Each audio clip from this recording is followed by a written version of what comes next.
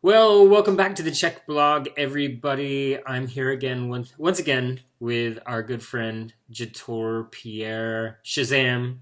Actually, Shazam isn't the name, right? It's Captain Marvel. Shazam is just what he used to say in order to turn into Captain Marvel, right?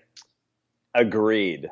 Mm-hmm. And Shazam carries for me a little bit more magic about it because people do call him Shazam. Mm-hmm. And Captain Marvel sounds really, oh, it seems dry to me. Mm-hmm. And Shazam, he's one of my favorite characters because his power is driven by magic. Mm-hmm. And he's also this 8 or 9 year old boy Yeah. who's part of the Justice League. And so like he'll be hanging out with the Justice League when he's full Shazammed out and he's just talking like a little kid. And he's it's hilarious. Yeah. It's so awesome. He's so powerful and he's so childlike and imaginative and playful, even though he's one of the most powerful characters in the DC universe. It's pretty Yeah. cool kind Yeah. of Yeah. metaphor. Yeah, and they're making a movie out of it, right? They are. I'm excited. Yeah, and The Rock's playing Black Adam, I think, his arch nemesis. That's going to be cool. Yeah. That's going to be really cool. Yeah, I'm Yeah. Um, so we started off with a detour already. But on our last video, we were talking about the theme, kind of the overarching theme is why are things so difficult? And not the hard things like physics or lifting a dump truck like Shazam can do, but simple things like why I can't manage to drink water regularly, right? All of us have those sorts of things. Um, and last week we talked about energy, and Jator pointed out that oftentimes it could be energy. You just don't have the energy to put into something that's about change, right? Changing a lifestyle, changing a Mhm. habit. And that does take a lot of energy. So I invite you to go back and have a look at that video. But today we're going to talk about something that's a little bit more on the mental, emotional side. You wanted to address motivation and how motivation can be an issue in making change. Yeah, and I think on that note, why Shazam's important to this Mm. motivation pieces. You know, it's really interesting for me. I think it actually takes a little bit of magic when we think about motivation. And what do I mean by magic? Typically, in my experience of myself and working with clients, is a lot of people choose aspects that they're trying to go after in terms of their change process. Choose items or things or ideas that really don't draw them. What do I mean by draw them towards it? I mean, I think of it as this magical force Mm. that pulls me toward what I'm trying to create or I'm trying to go after. So, as a couple quick examples from my own life, becoming CHEK faculty was something that kind of landed in me, and then I felt a draw toward it. So it took a tremendous amount of work, time, effort, blood, sweat, and tears to go through that process. But the whole time, I felt this drawing or this energy sucking me towards it. Literally, when we think about Star Trek or these sci-fi movies where you have this tractor beam. Yeah. So one of the things that I think about when I think about motivational force is looking for things in my life or helping my clients find things in their lives that have this kind of tractor beam energy, something that feels supportive and is pulling you toward it, rather than a lot of change or goal setting, purpose setting, dream setting seems to me at times to be driven by a pushing force. Mm. I'm pushing myself into doing this because typically of some outside external reason or outside value set that I learned typically from my childhood and or from a social cultural perspective or what I think I should do.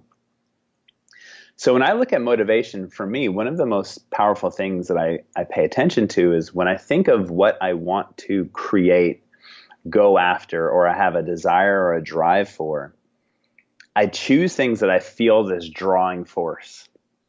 I choose things that feel passionate to me. I choose things that I feel a sense of, I'm willing to put time and effort into this long term to go after and create this outcome. So like we've done, purpose videos and goal setting. And so when I look at my kind of yearly purpose or goal setting process, I literally take time each week and write down, is that still in line with who I want to be today? Because that can change. And I think that's okay to allow that to change. So I check in with those things and I only focus on the ones that I have a passion for.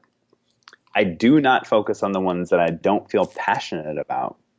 Because inevitably, in my experience, if I don't feel a sense of passion toward it or drawn toward it, the likelihood of me following through is going to be very, very, very low. So we talked a little about shoulding, right? Yes. Right? Last week, and maybe we should talk about that now, because what I'm thinking is when you say these, well, um, imagine, right, that I'm not getting to bed at 10 o'clock at night, like we standardly say folks should. Um, but it's because I know I need to, but I know that I should, but I don't want to, because I don't know, because I work a job that doesn't really make me very happy, Mm-hmm. and I want to have some time to myself, and the only time that I can find to myself is later at night. So I end up not going to bed until midnight, or maybe 1 o'clock in the morning, because I'm watching movies or reading or doing whatever it is that gives me some sense of pleasure. Uh, so it seems like there's a difficulty there. I know that, or I feel like there's something that I should do, uh, but I just don't want to, right? And I I love don't that. feel that pull, right? Where I feel the pull is to go hang out in front of Netflix for 2 or 3 hours. Beautiful. I Mm, love sleep. I think I really enjoy that you picked sleep mm, because my experience is that is one of the most difficult ones yeah, for some of the reasons you gave voice to. yeah. So, from a coaching perspective, at least my coaching perspective, Mm, let's say that person was my client. Um, Maybe where I would start with that person, then back to our last video, and many times that we've shared this, mm, is I would go, okay, where are you willing to start? mm-hmm, Because there's a really interesting concept in coaching. And that concept is, at least from my perspective, is we're not typically here to be someone's parent. mm, We're here to be someone's partner on their journey to what health, wellness, thriving is for them. mm, So said in another way, I'm not here to make you into me. mm, I'm here to support you to be the best version of who you want to be. yeah. So let's just say that if this person doesn't want to sleep and my agenda around sleep is you should go to sleep, Mm, yeah. which is, somewhere in the background here. Right. I want to give voice to that because it's true. Um, then I would look at aspects of their lives that they're willing to change, because Mm, what we sometimes do is overemphasize these parts of change that should happen, i.e., sleep has to happen. mm-hmm, That's a big pillar, right? yeah. But if that's not a pillar that's supported by their change process yet, Hmm. then I'm going to go after the ones that they feel the energy, they feel the pull towards, Mm, and maybe said in another way, they feel the magic, they feel the Shazam about. mm. They feel that, Shazam goes through quite a transition, right? Yeah, He's right. that little kid and he goes Yeah. Shazam and he Yeah. turns into this Superman character, essentially. Yeah. He's as powerful as Superman. So I want to find the magic that clients are willing to transform with. Mm. So if sleep's not Mm. that, then I'll start where the magic is. Mm. And my interesting experience has been that as that magic starts to build, as that change process starts to build, as they start to reduce their physiological load or their overall stress load, Mm. I've noticed over and over and over and over and over and over again, inclusive of myself, that as I'm doing that, I'll build more energy. I'll also build more awareness of self. Mm. So what Mm. does the awareness of self mean? A Mm. very quick example is if you were up here in Berkeley with me right now and we said, let's just drive to San Diego for Mhm. fun. Okay, me and James are a little weird. We'll probably talk about comic books the whole way. So we drive all the way to San Diego and my windshield wiper is broken. Mm. So that whole entire windshield would get covered with bugs by the time we hit San Diego, Mm. right? So you with me Mhm. so far? We drove Mhm. down, windshield's covered. We say, you know what? Actually, we don't want to hang out in San Diego. The Bay Area is way cooler anyway. So we turn around and we head back up the coast, but we still haven't cleaned that windshield. Mm. On the trip back up, we will not typically notice any more bugs hitting the windshield Mhm. because the windshield had been Right. priorly covered. Mhm. So what am I saying here? Is that most clients that we're going to work with, their windshields are covered with bugs. Mm. So when they don't sleep, they don't feel that other bug hitting the windshield and causing more detriment. Mm. They can't even notice it because their viewfinder of life is completely covered with, low energy, fatigue, Mhm. ill feelings, depression, anxiety, heaviness, etc. So that's just normal. Mhm. Normal for me to not get a good night's sleep and wake up and not feel energized and have body pain. That's normal. So it doesn't have any kind of a driving force of change. Mhm. But as we start somewhere else, let's just say this person is like, well, I don't want to deal with sleep, but I'm willing to deal with food. And we start to address going from a standard American diet, which right now 70% is alcohol, processed grains, sugar, and Yeah. a bunch of other inflammatory stuff. Mhm. As we change that, what we're immediately doing is we're starting to clean that windshield. Mm. Over time of doing the things that they're willing to do, where the magic is, that windshield is going to become clearer and cleaner. Mhm. And then what's going to start to happen is that windshield becomes clearer and cleaner. I felt like Mr. Miyagi right there. That was kind of cool. Wax on. Yeah. Clearer and cleaner. Then what's going to happen is when that person goes to bed, let's say at 12 o'clock one night, Mm. maybe outside of their normal, let's say their normal is 11:30, Mm. and they go to bed at 12 or they go to bed at 1. They'll wake up the next morning and there'll be a big bug splattered on their windshield. Mm.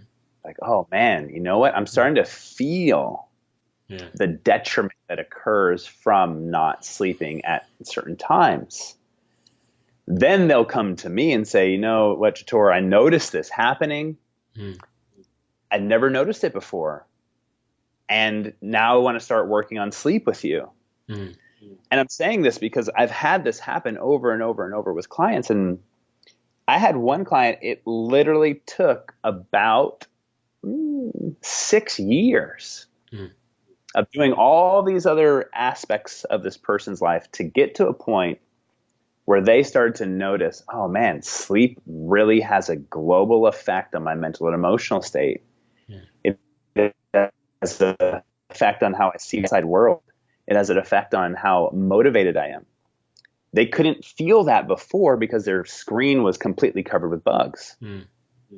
So that's the beauty of allowing us to start anywhere, and it allows us then to put the power in the client's hands. Mhm. And we're here kind of as, from my perspective, this guide. I'm just the guy in the back of the gondola, just moving down the little rivers, and they get to choose where we go. And I get Right. to say, well, hey, you go down this path, here's some opportunities here. You go down this path, there's some opportunities here. What path do you want to go down? Mm. Then they're empowered to start making their own choices. Mm. They start to feel the magic of change. That starts to build their motivation. Mm. And then they can start making more different decisions, maybe around, okay, well, sleep.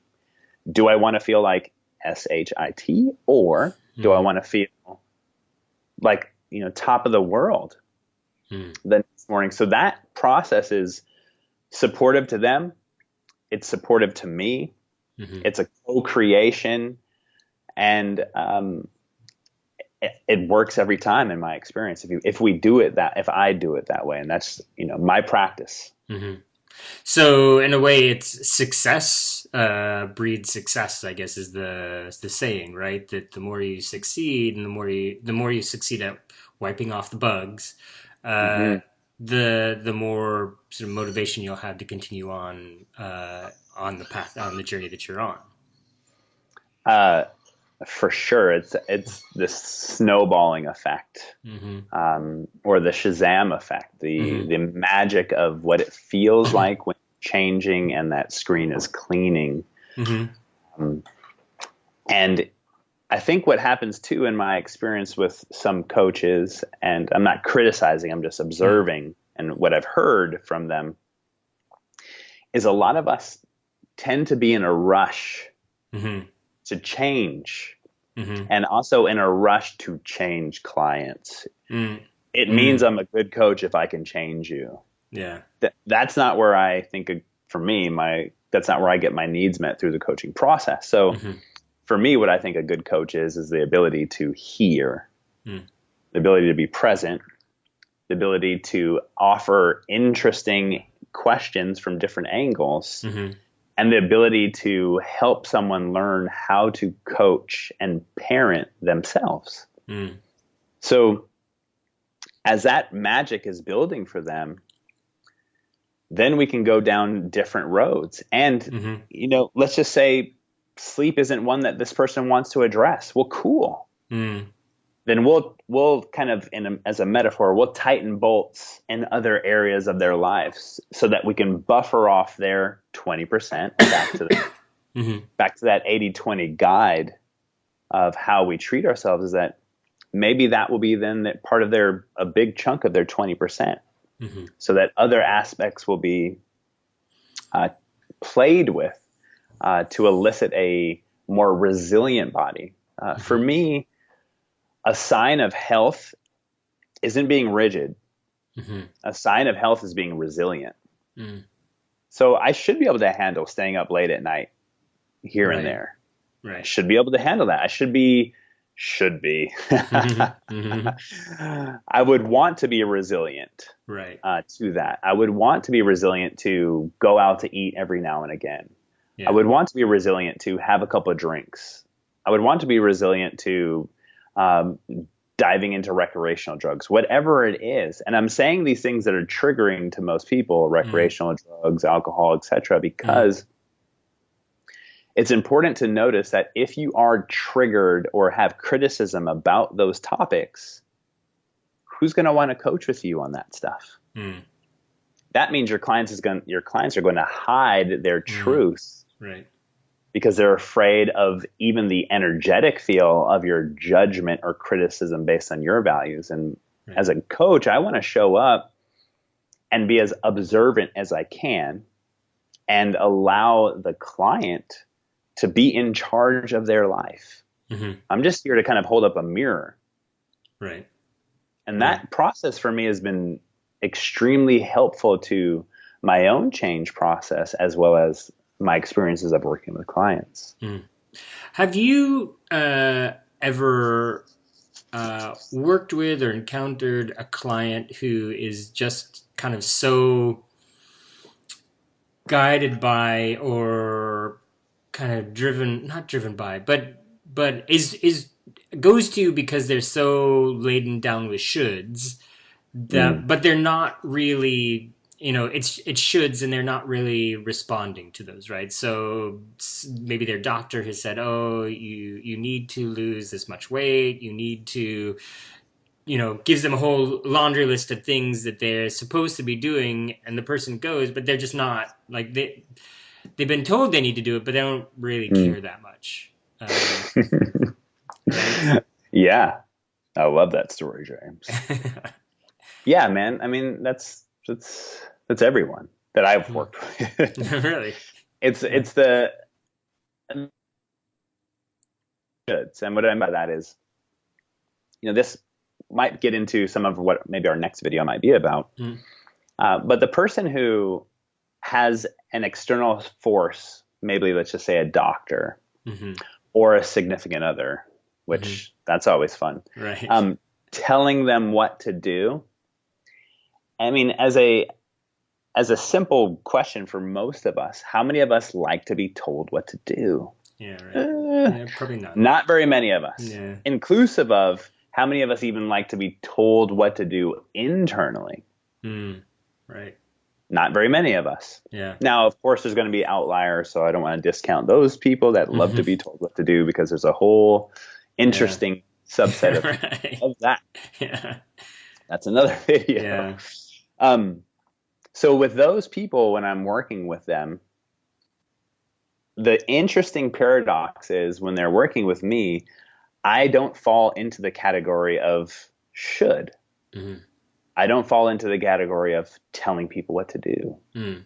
I don't fall into that category. So because I'm coming at it from a different angle, typically what tends to happen is that person tends to open up, Hmm. become much more vulnerable with the underlying stories that are around their desire to be defiant to who's telling them what they should do. Mm. Mm. Because they feel safe, honored, and heard, hopefully in an environment with me, we can start to address the underlying things about why they're pushing back on these shoulds, or the people that they're experiencing as shoulding them. Mm. And so that process, then we start to look at, okay, well, how then are you becoming responsible for your health and wellness? And interestingly enough, if someone's told, you need to lose weight because you're going to die if you don't.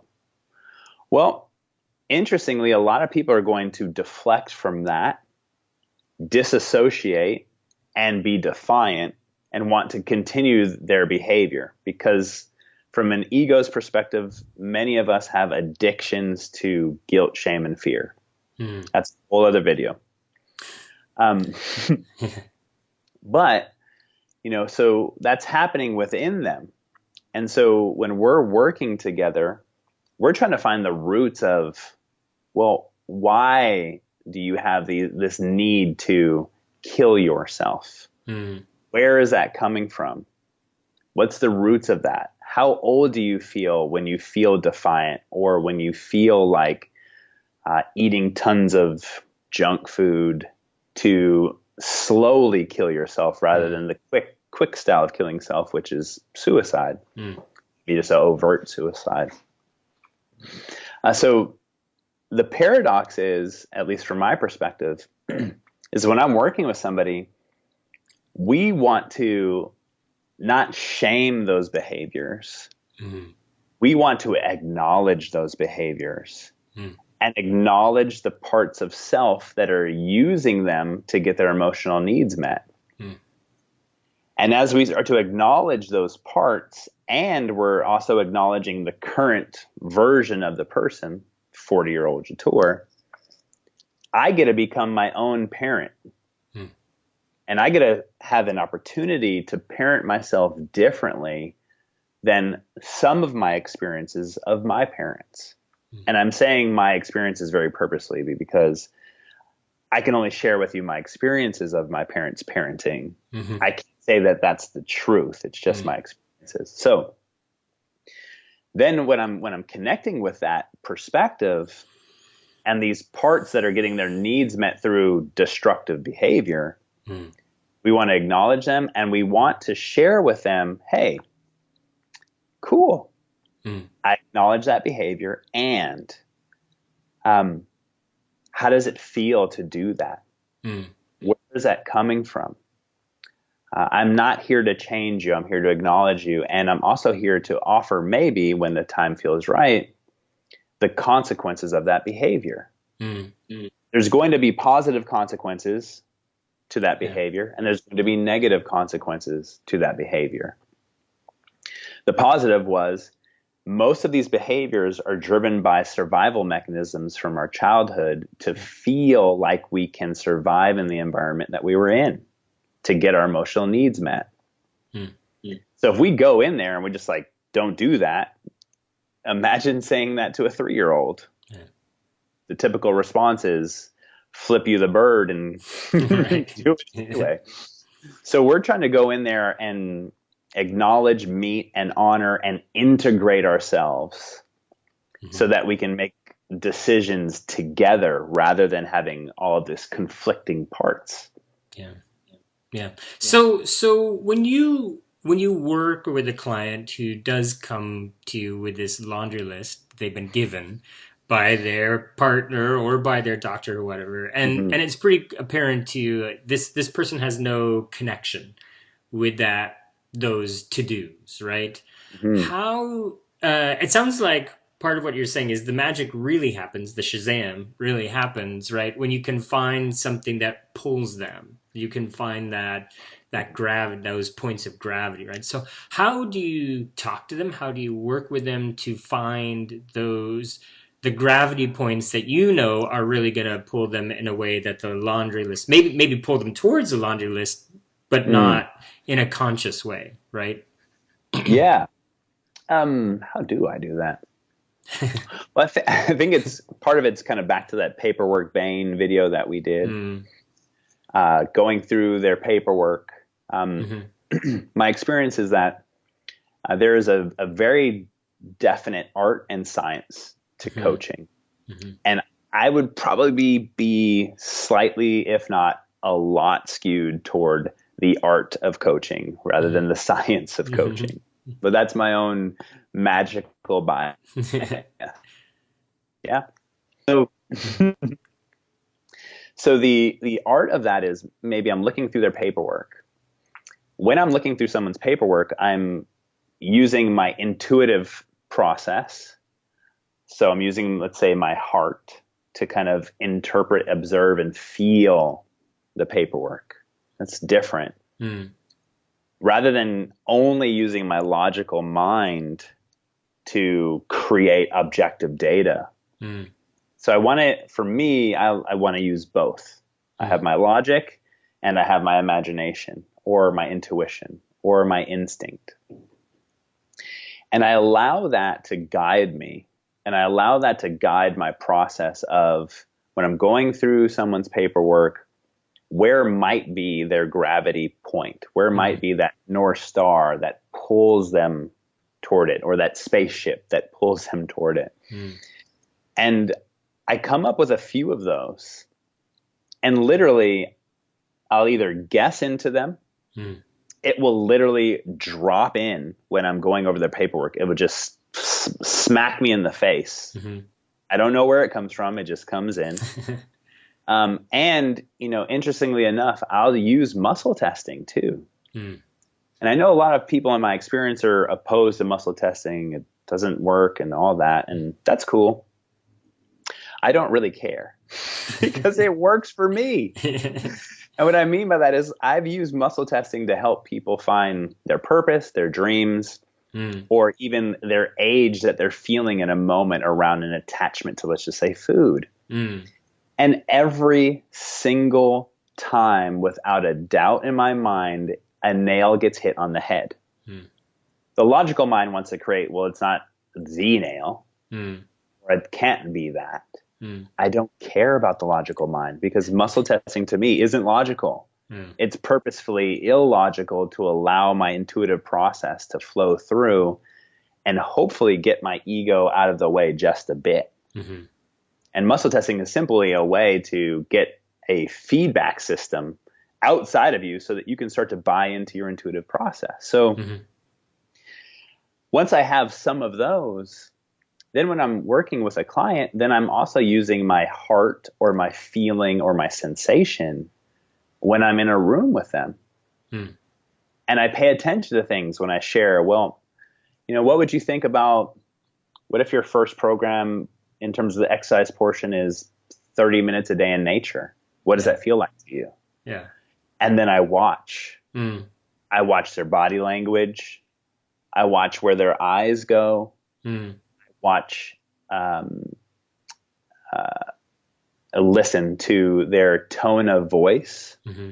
and the inflections in their voice. All of those are signs and symptoms of the subconscious and unconscious mind expressing itself that is very, very, very hard to hide. Yeah. If you learn to read people and read their unconscious symbols, you're going to get much clearer indications of what might be a good path for Mm-hmm. them. Mm-hmm. Because they might say, oh, so let's do a gut healing protocol. That's my first offering. Mm-hmm. And they say, yeah, that sounds good. I want to watch for those Yeah, symbols. right. It won't be so overt, Right. but you can look up, NLP has a great eye chart, so you can look at where they're looking for feeling, for future, Mm. for past, for kinesthetic, for auditory, for visual. You can start to pick up things around body language. Mm. And the interesting piece of that, from my perspective, is one of the most powerful aspects of coaching, from my perspective, is you have to have been coached. Mm. You are working on yourself, your internal mechanisms, your shadow sides.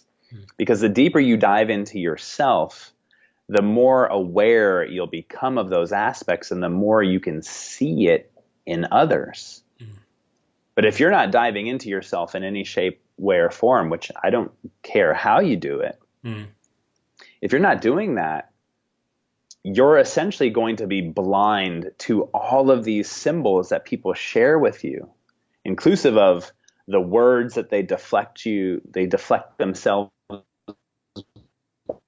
they hide with their words, between their words, the energy of the word, their body language, their eye visualization and where they're looking. All those things are hugely important to the coaching process, at least in my opinion. Mm. But if you don't dive within yourself, you won't even be able to see that.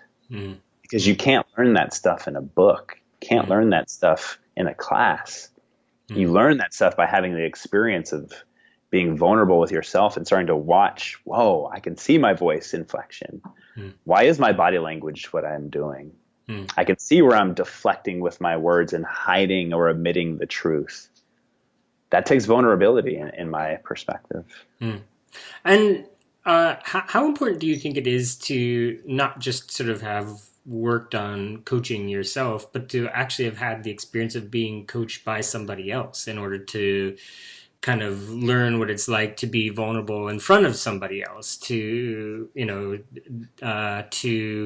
not necessarily to take on board their coaching techniques, but to experience the process from the standpoint of a client. Beautifully said. If I wasn't clear, everything that I was Mm. just saying about coaching wasn't Mm. me coaching myself. Mm. It Oh, was okay. me being coached by someone else. I Mm. think, I think Mm. one of the greatest delusions is to think you can coach yourself. Mm. Uh, Said in another way, uh, we're extremely emotionally attached to ourselves. Right. That emotional attachment creates distortion. Mm. If you think you can coach yourself without having blind spots, Mm. Mm. Right. that's a slippery slope, my friend. At least in my opinion, it is. So for me, a sign of a good coach is they have coaches who coach them. Mm. Right. Good. Um, well, this has been great. I think it's really helped me to sort of this is the selfish part of these, right? Is that I get to sort of sit and absorb all the wisdom that comes my way through these interviews. But for me, it was really nicely revealing about Mm. motivation. So thank you.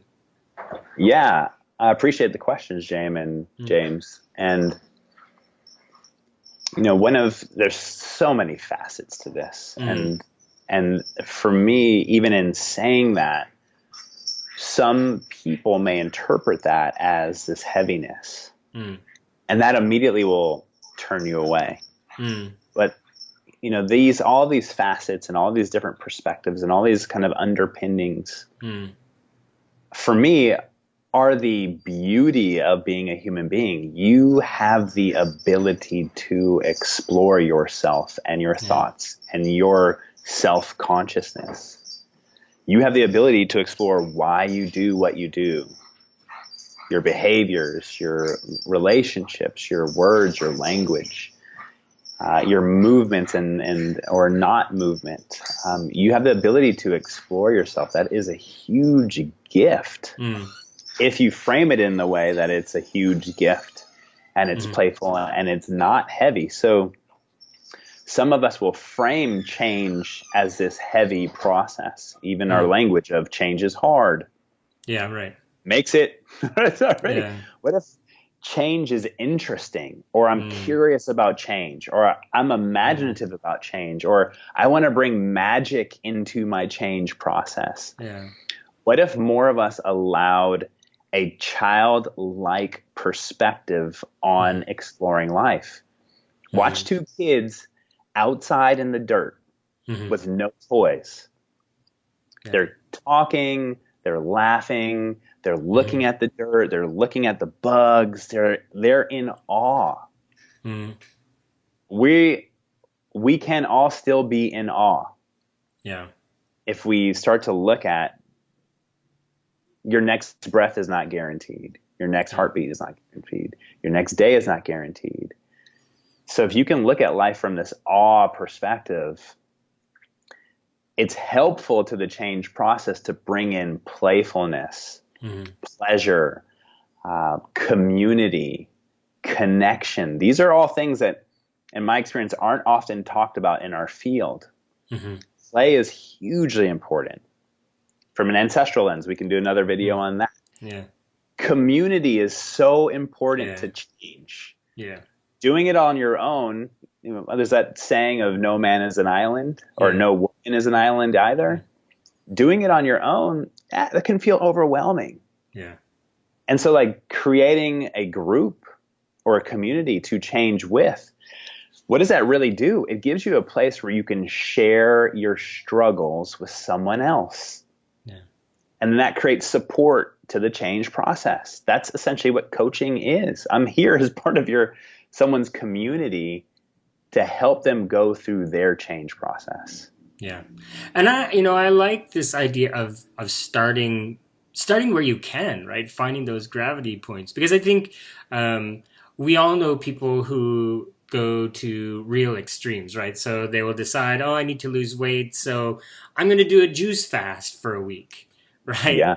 And try to change absolutely, completely, radically, all at once. And this is hard, right? To do that kind of change, and there's this cycle that happens, right, where juice fast, for a week, and you get a day into it, you have no energy or whatever, and you can't do it anymore, and then what happens? Well, you feel badly because you had this goal and it fell away, and now, but I think, I wonder, we're starting to get far afield again, but when you have those sort of failures, and maybe failure is a loaded word, but when you don't achieve the goal that you set for yourself, there's this sort of negative reinforcement that makes you feel like I can never change. Mm-hmm. And so starting at those places where you feel the gravity points is makes a lot of sense. You're much more likely to succeed and to have that kind of positive reinforcement that I can change, that I can do this stuff. Mm. Agreed. I think from a CHEK philosophy language, it's Mm. process goals. Yeah, They're small goals, yeah, almost like Hansel and Gretel leaving breadcrumbs, and we're Yeah. finding the breadcrumbs on our way back. They're Yeah. just little breadcrumbs, but those breadcrumbs lead you to Yeah. back home. Yeah. Um, so I love that point, and I completely agree. It's almost like our goal setting or a process setting or a purpose setting perspective also comes with a layer of how most of us have been taught to do things in life is like, you gotta go for it all. Yeah. And if you're not going for it all, you're worthless. Mm. You're not, you're, Mm. you should be doing it like other people Yeah. who are creating all this grand stuff. And that creates more shame and fear Mm. and guilt Mm. rather than there is no end to this journey. Every step is as beautiful as the end result. And there's nothing else to do here. Yeah. Yeah. There's nothing else to do here. Mm. Yeah. Yeah. And no matter what you're doing, you're serving some purpose, whether Mm. you know it or not. Right. Right. Done. Mm. Yeah. That's great. I like the idea of talking about sort of the community aspect Mm. of motivation and change. Let's do that. Let's do that All right, soon. let's do it.